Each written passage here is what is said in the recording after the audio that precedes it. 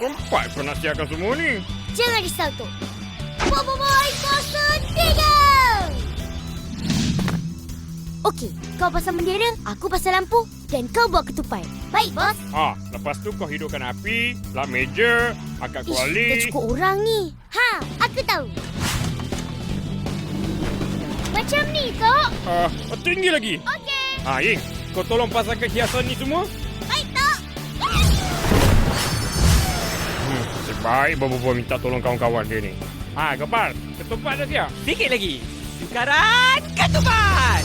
Okey, Bobo, siapkan tempat nak masak rendang. Baik, Tok. Tanah tinggi. Keris putih. Tiupan angin. Terbaik.